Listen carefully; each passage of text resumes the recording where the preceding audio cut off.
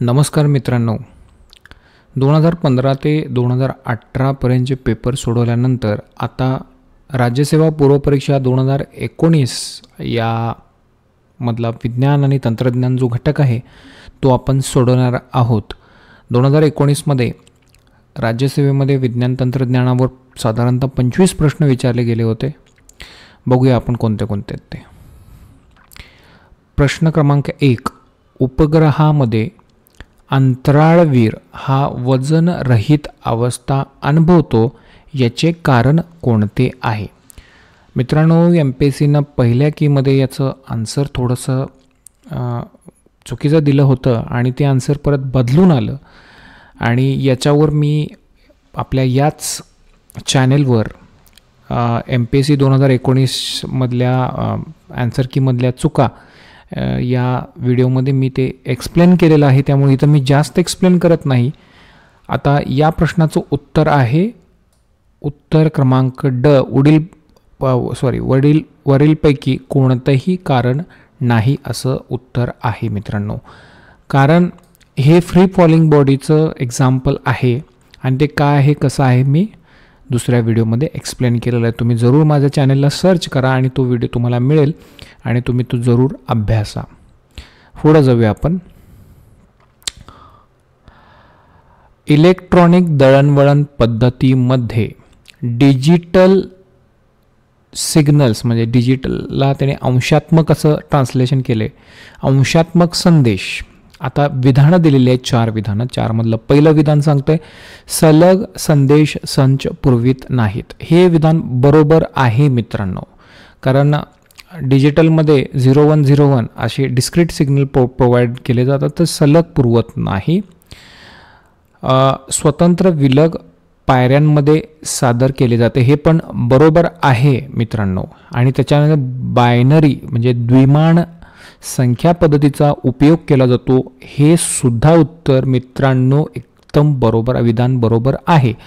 त्यामुळं चौथं जे दशमान आणि द्विमान या दोन्ही संख्या पद्धतीचा उपयोग करतात, तर दशमान पद्धतीचा उपयोग आपल्याला डिजिटल सिस्टीममध्ये करता येत नाही आणि त्यामुळंच हे विधान तेवढं चुकीचं ठरतं आणि याचं बरोबर पर्याय उत्तर ठरतं ते मित्रांनो पर्याय क्रमांक 3 हे ठरतं. पुढं जाऊया आपण. आता इथं काही विचारलेलं आहे त्यांनी की अणुकेंद्रका भोवती पाहिजे. अणुकेंद्रका भोवती दुसऱ्या भ्रमणकक्षेत भ्रमण करणाऱ्या इलेक्ट्रॉनची ऊर्जा -3.4 इलेक्ट्रॉन व्होल्ट आहे. त्याची तिसऱ्या भ्रमणकक्षेतील ऊर्जा किती असं यांनी विचारलेलं आहे. आता ह्यांनी दुसऱ्या जरी दिली नसती तरी आपण तिसऱ्या भ्रमणकक्षेतली ऊर्जा आपण निवांत काढू शकलो असतो आणि त्याच्यासाठी मित्रांनो फॉर्म्युला आहे EN. एन म्हणजे कुठला ते कक्षाचा नंबर. आता पहिल्या कक्षेत असेल तर एन काय होणार? 1 होणार. दुसऱ्या कक्षेत असेल तर 2 होणार आणि तिसऱ्या कक्षेत असेल तर तो एन 3 होणार मित्रांनो. आणि हे कसं आहे की -13.6 इलेक्ट्रॉन व्होल्टला जेव्हा कक्षेच्या वर्गाने आपण भागतो, म्हणजे पहिला कक्षा असेल तर पहिल्या वर्गाने भागतो, म्हणजे पहिल्या कक्षामध्ये काय होईल 1चा वर्ग न भागायला लागेल कशाला -13.6 इलेक्ट्रॉन व्होल्टला. तर काय येतं पहिल्या कक्षेमध्ये ऊर्जा येते -13.6. दुसऱ्या कक्षेमध्ये काय ऊर्जा येते 13.6ला जेव्हा आपण 4ने भागू तर ती जी उत्तर येणार आहे 13.6ला जेव्हा आपण 4ने भागणार आहे ते उत्तर यांनी दिलेलंच आहे प्रश्नामध्ये. ती किती ऊर्जा असणार आहे -3.4 इलेक्ट्रॉन व्होल्ट इतकी असणार आहे.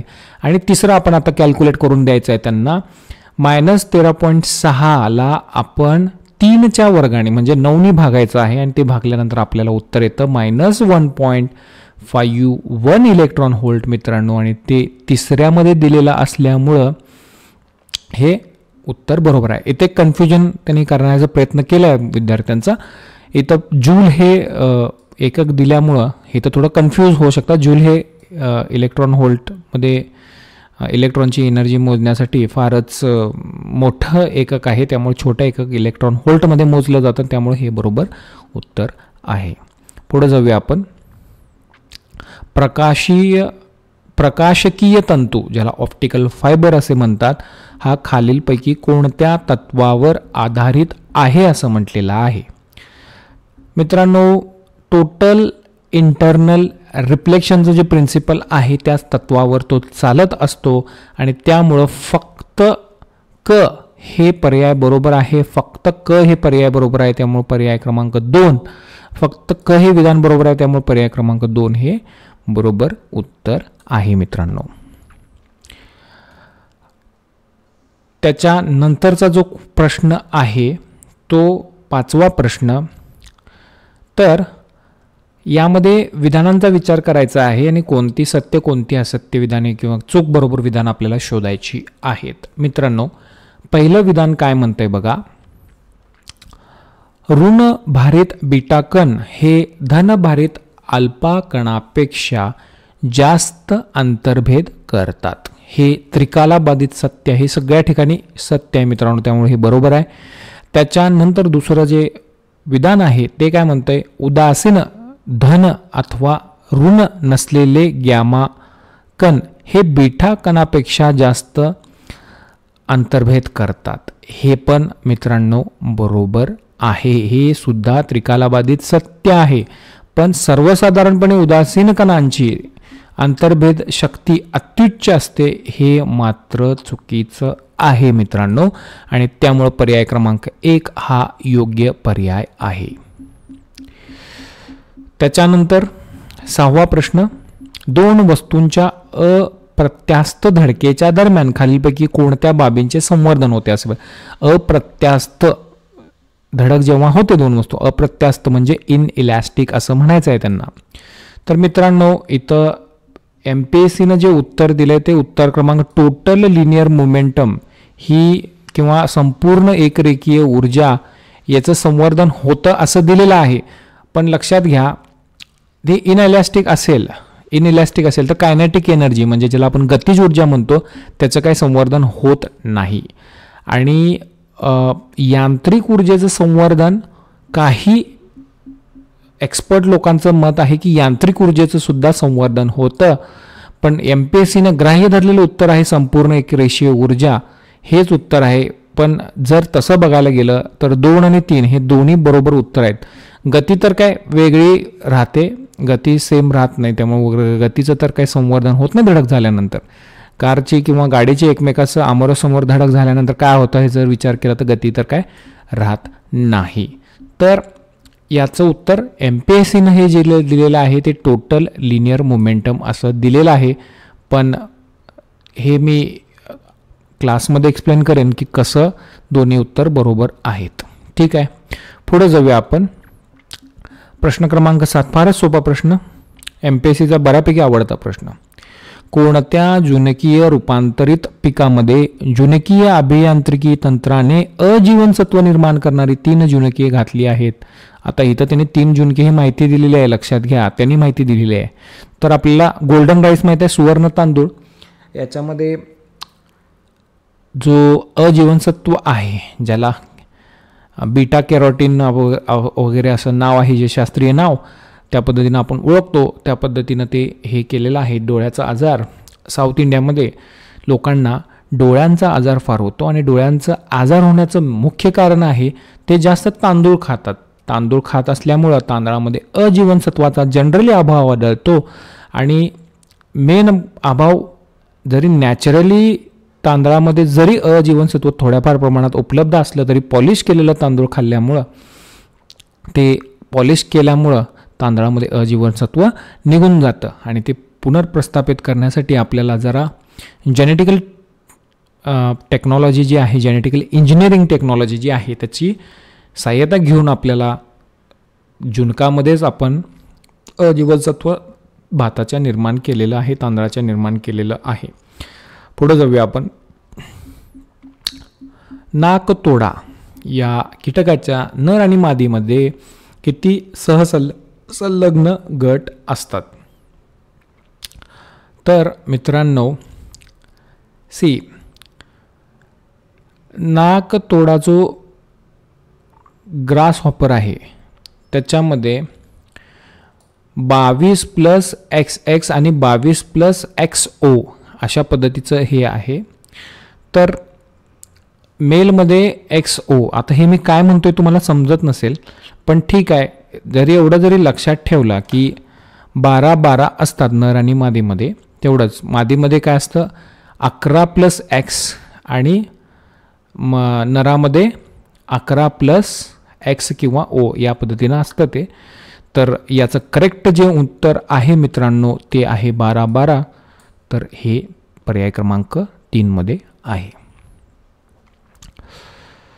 कोणत्या वनस्पतीमध्ये HSK अथवा C4 या प्रकारचे प्रकाश संश्लेषण होते?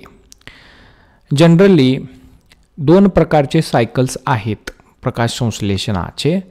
2 प्रकारचे मार्ग आहेत. एक आहे केल्विन सायकल आणि दुसरा आहे HSK पाथवे सायकल. तर या ठिकाणी आपल्याला पर्याय जो योग्य पर्याय आहे तो आहे ऊस. ऊसामध्ये आपल्याला HSK पाथवे सायकल आढळतं. आता हे kelvin cycle, HSK pathway cycle काय आहेत हे आपण क्लासमध्ये डिस्कस केलेलं आहे किंवा करणार आहोत. पुढे जाऊया आपण. रसायनांपासून स्वतःचे अन्न तयार करणारे जीवाणू स्वयंजीवी ज्याला आपण म्हणतो, कोणत्या रसायनाचे विघटन करून ऊर्जा मिळवतात असं विचारलंय मित्रांनो. आता लक्षात घ्या, हे सायनोबॅक्टेरियाज वगैरे जे आहेत ते रसायनांपासून स्वतःचं अन्न तयार करतात. समुद्राच्या फार तळाशी खोलवर किंवा अगदी जो लावा रस निघतो तिथं सुद्धा अस्तित्व दाखवणारे काही बॅक्टेरियाज आपल्याला सापडलेले आहेत. मित्रांनो, ह्याचं उत्तर जे आहे ते असेंद्रिय द्रव्ये त्याचं ते अन्न त्याच्यापासून तयार करतात असं आहे. पुढे जाऊया आपण. मानवाच्या शरीरातील नेफ्रॉन्समध्ये युरिया बनवण्याचा योग्य घटनाक्रम कोणता असं दिलेलं आहे? तर याचं योग्य उत्तर आहे अल्ट्राफिल्ट्रेशन, सिलेक्टिव्ह रिअब्सॉर्प्शन आणि ट्युब्युलर सिक्रीशन हा आहे. हे आपण जेव्हा किडनीचा अभ्यास करणार आहोत तेव्हा हे पाहणार आहोत, त्यामुळे याचं टेन्शन घेऊ नका. तरी आणि तुम्ही अभ्यास करत असाल तर पुस्तकामध्ये किडनीच्या ह्या प्रोसेसला नक्की बघा, म्हणजे तुम्हाला लक्षात येईल की तिसरंच पर्याय का बरोबर आहे ते. त्यानंतर आपण वळूया पुढच्या प्रश्नाकडे. 12वा प्रश्न जो आहे, खालीलपैकी कोणत्या परिस्थितीत दुसऱ्या गर्भासाठी धोकादायक असेल? खालीलपैकी कोणती परिस्थिती दुसऱ्या गर्भासाठी धोकादायक असेल असं विचारलेलं आहे? तर RH positive, RH factor positive असणारा पुरुष आणि RH निगेटिव्ह असणारी स्त्री यांचा विवाह झाल्यानंतर पहिल्या अपत्यासाठी काहीही धोका नसतो, परंतु दुसऱ्या अपत्यासाठी मात्र धोका उद्भवू शकतो आणि तो धोकादायकही ठरू शकतो असं आहे. त्यामुळं हे तुम्ही लक्षात ठेवा, पर्याय क्रमांक 1. यानंतर आपल्याला पाहायचं आहे जोड्या जुळवायला सांगितलेल्या आहेत. तर मित्रांनो, सहज आपल्याला लक्षात येईल की हिमोग्लोबिन हे पृष्ठवंशीय प्राण्यांमध्ये आढळतं. लाल रक्तपेशींमध्ये पृष्ठवंशीय प्राण्यांमध्ये केंद्रक नसतं आणि ते केंद्रक नष्ट झाल्यामुळेच आपल्याला हिमोग्लोबिन आणि ऑक्सिजन वहन त्याचं वाढलेलं दिसतं आणि त्यामुळं हा जो पर्याय आहे अ2 तर यापैकीच उत्तर असेल. आता यामध्ये हिमोमायसिन हे जे आहे ते मोलिस्को याच्यामध्येच आपल्याला मोलिस्कस याच्यामध्ये सापडतं, त्यामुळं ह्या दोन्हीपैकीच एक पर्याय असल्याचं आपल्याला दिसून येतं. आता हा प्रश्न सोडवत असताना या दोन्हीपैकी एक आपण जर व्यवस्थित काढलं तर आपल्याला हे उत्तर सापडतंय. तर त्यामुळं जर आपण बघितलं तर क्लोरोक्रुओरिन हे ॲनेलिडस या गटामध्ये या समूहामध्ये सापडतं आणि हिमरिथ्रिन हा जो आहे तो आपल्याला लिंगुला या गटामध्ये सापडतो आणि त्यामुळे याचं योग्य उत्तर पर्याय क्रमांक 2 आहे मित्रांनो. पुढे जाऊया आपण. अनित्य तंतू आणि स्नायू संकुचन सिद्धांत बाबत खालील विधाने लक्षात घ्या असं विचारलेलं आहे. तर 2 विधाने दिलेली आहेत. विधान काय म्हणते की हा सिद्धांत आधुनिक स्नायू संकुचन संकल्पना स्पष्ट करतो. त्याच्यानंतर विधान हा सिद्धांत हक्सले आणि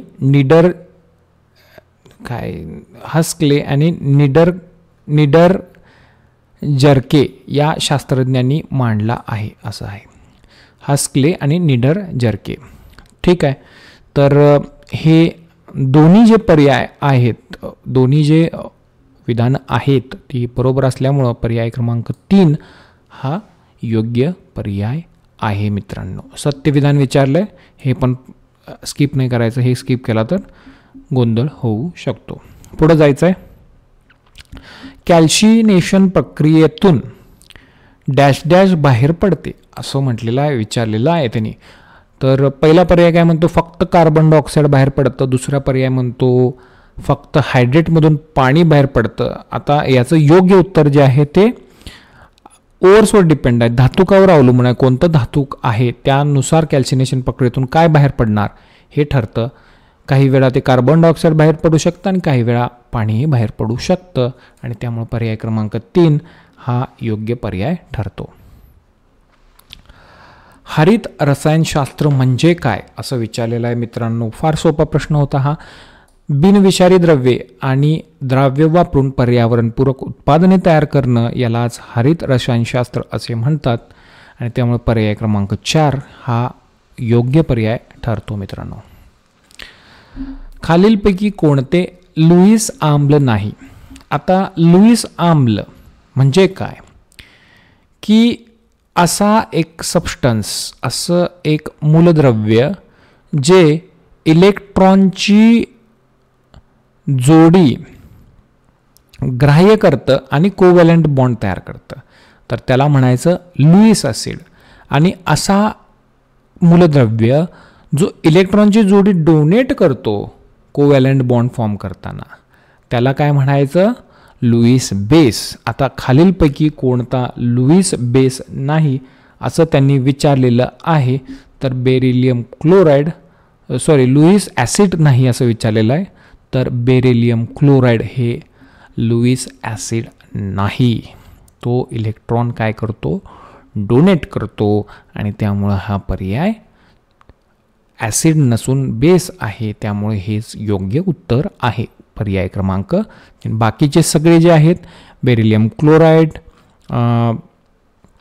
BF3, BCl3 हे तिन्ही काय आहेत मित्रांनो, लुईस ॲसिड आहेत.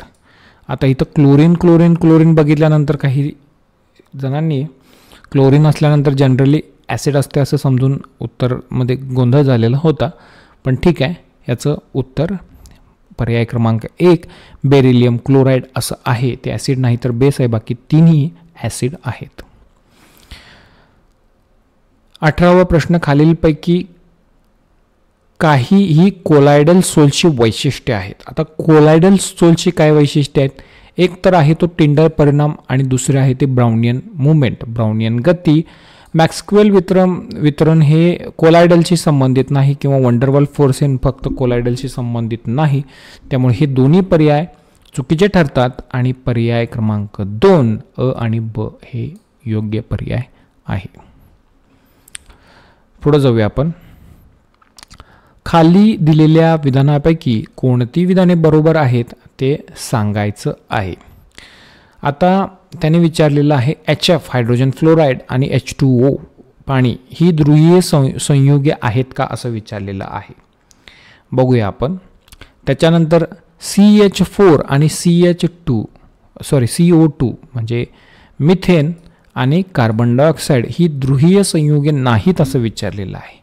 त्यानंतर कार्बन डायऑक्साईड आणि सल्फर डायऑक्साईड ही ध्रुवीय संयुगे नाहीत असं विधान केलेलं आहे. यातलं आपल्याला बरोबर विधान शोधायचं आहे. तर पहिल्यांदा आपण बघू पोलर मॉलिक्युल्स म्हणजे काय असतात. जर कोव्हॅलंट बॉन्ड तयार करत असतील, कोव्हॅलंट बॉन्ड तयार करत असताना प्रत्येक अणू हा जर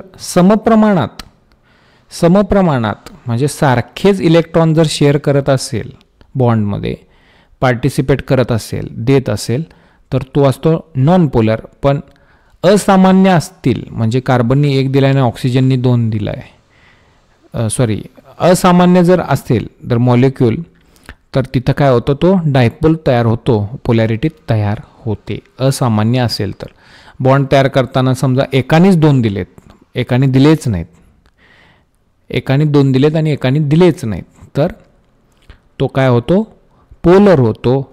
आणि असे पोलरचे जे एक्झाम्पल्स आहे, पाणी आहे, अमोनिया आहे, सल्फर डायऑक्साईड आहे, हायड्रोजन सल्फाईड आहे आणि इथेनॉलसुद्धा आहे मित्रांनो. त्यामुळं आता वरती जर बघितलं तर ही सगळी संयुगे ही ध्रुवीय संयुगे आहेत असं आपल्याला दिसून येतं. आता सल्फर डायऑक्साईड जर बघितलं आपण तर सल्फर डायऑक्साईडसुद्धा ध्रुवीय संयुग आहे. त्यामुळं हे ध्रुवीय संयोग नाही म्हणतं हे चुकीचं आहे. सल्फर डायऑक्साईडमुळे हे विधान चुकीचं ठरते. आता ध्रुवीय संयोग नसणारे कोणते कोणते आहेत,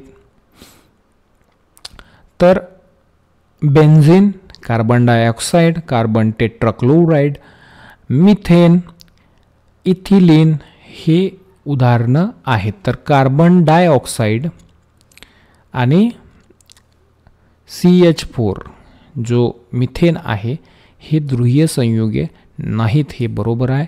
आणि त्यामुळं पर्याय क्रमांक 1 हा बरोबर आहे.